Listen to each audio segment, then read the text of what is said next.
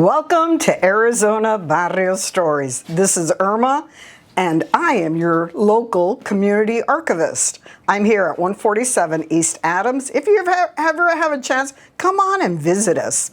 Today we have a special guest with some special information, but before we get started, we have a quick message from attorney Francisco Gutierrez. This segment brought to you by Gutierrez Law Firm. Hola mi gente, I'm attorney Francisco Gutierrez and a proud sponsor of Arizona Barrio Stories.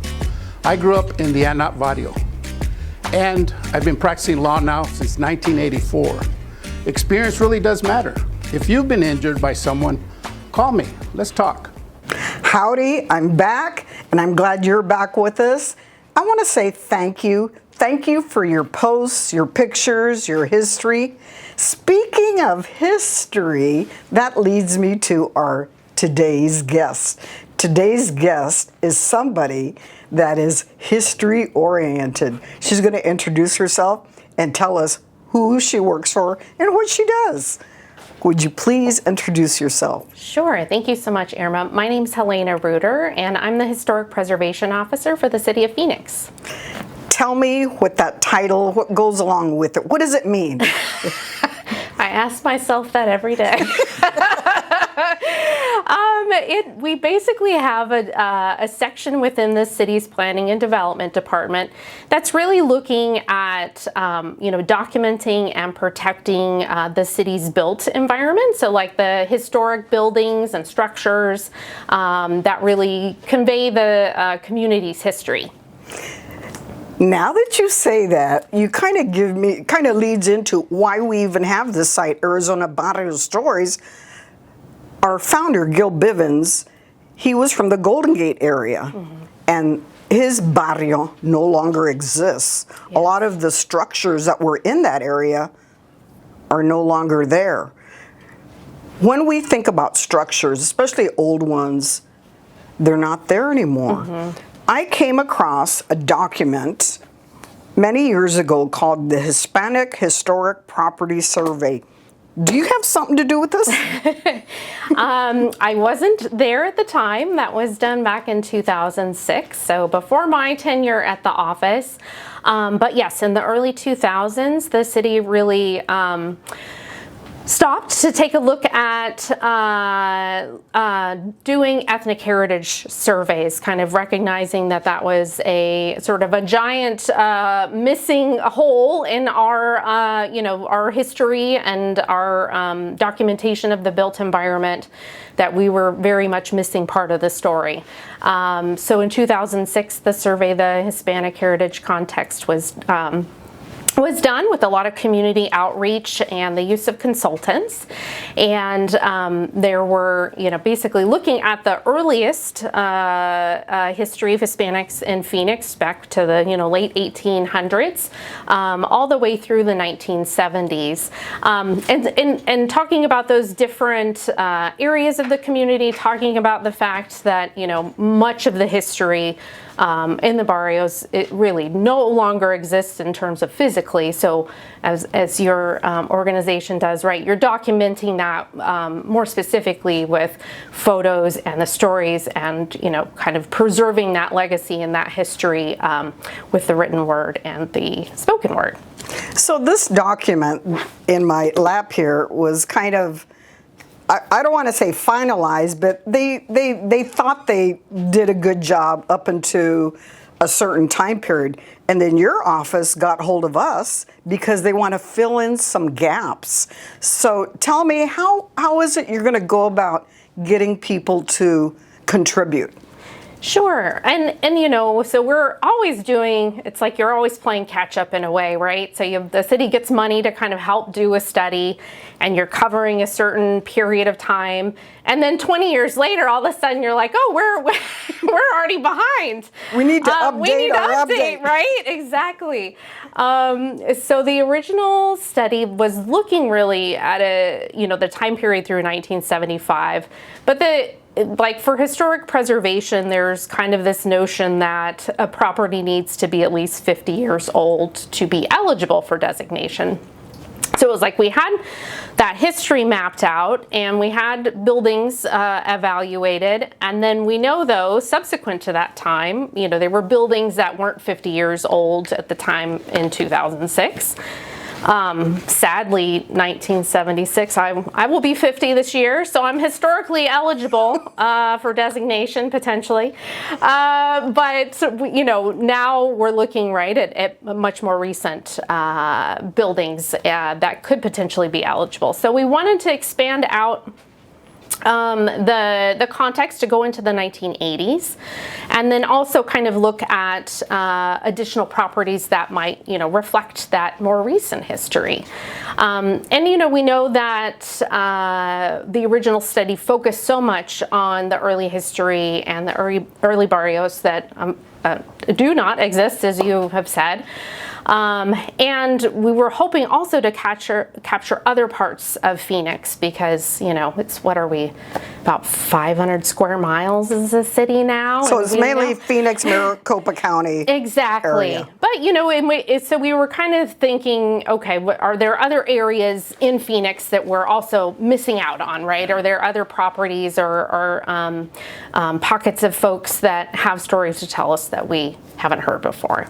So if somebody's watching the show today and they have a story, or if they have an artifact, or they want to contribute, do you have any upcoming events that you could invite people to? Why, thank you. Yes, we are having a community meeting at the South Mountain Community Center on Thursday, May 7th in the evening at 6 p.m. And so folks can come, and they don't have to bring anything with them, but if you've got photos or you know, family histories or anything you'd like to share, we would love to have that information. You know, there's only so much you can get by looking at you know, books and newspapers. I mean, a lot of the gaps come from people themselves, right? We won't necessarily know the history unless folks tell us and share that with us. Unfortunately, there's a lot of people out there that when they open up a book, they don't see their history. And Right. I'm glad that you guys are doing this. Is this available online? Yes, so the current study, or the one from 2006, is available online. And then we did also have a couple of the planners in our office. It's been, geez, maybe 5 years ago now, but they basically took all of those early ethnic heritage studies and they created what are called story maps. So you can check out our website, which you can get to is like phoenix.gov/historic. And you can check out the My Community maps, and that actually allows you to open up and see a map, and then you kind of scroll through, you get the history, you find out more about the properties that were documented in that original survey, so you can both check out the survey as well as kind of that interactive map version too. I'm going to stump you. Okay. Hopefully not. While you've been working with the office, working on this, have you found any surprises like, wow, I didn't know that? Or can you speak of a challenge or a surprise? Yeah, I think, you know, what one of the most amazing things that I have just kind of seen happening through this study is that the work that South Mountain Community College has been doing with their oral history project, and the kids, well, not, I shouldn't say kids, right? The students. They're still kids. They're still kids. Really working to document the local history, right? That there's this whole initiative down there, and Dr. Summer Cherlin is working with her students and assigning them different properties, and they're going out and doing research and finding out what they can to tell the community story. And so honestly, that's been one of the most exciting things to me, just kind of seeing the work that young people are doing to document their history, and that kind of collaborative effort has been super exciting. When I first stumbled upon this many, many years ago, I think I was still teaching, I was captivated by this. I couldn't put it down. And then I came from a Hispanic Protestant church, and it was documented in here, so it made me really excited. It's like, ooh, there we are, there we are. Right. So, this document, I love it, and I'm hoping those gaps do get filled in. I'm excited for the upcoming event. I'm hoping you can make it out to this event. This is going to be a really neat thing. As we close up, do you have any closing thoughts? Yeah, and you pointed that out, and then I just started thinking about something else too. We in that original study, there was maybe a couple of sentences talking about Barrio Santa Rosa, which is up right over like 19th Avenue in Glendale area, and there were just maybe a scant few sentences in there. And then that community reached out through the council office, and we've gotten to talk to them and learn so much more, right? Because there is so much, there's families and generations of families that have been in that little area and telling us about, the stories of their forefathers and folks working in the agricultural industry.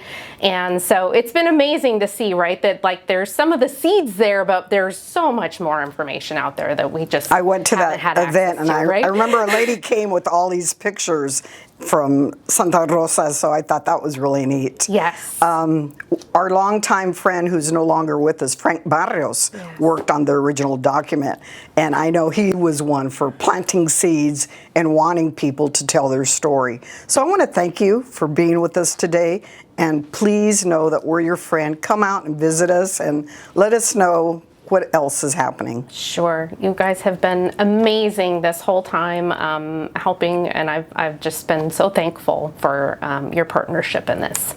Well, I want to thank you too. Well, look into your cajones and the closet. Do you have any artifacts that kind of tell the story of your family or the area where you grew up? Look and see what you have, or maybe you just want to come to this event. We're going to put information down here, but maybe you are the one that has a key to help her. This is Irma from Arizona Barrio Stories. I want to thank you for being a loyal follower. We will see you soon.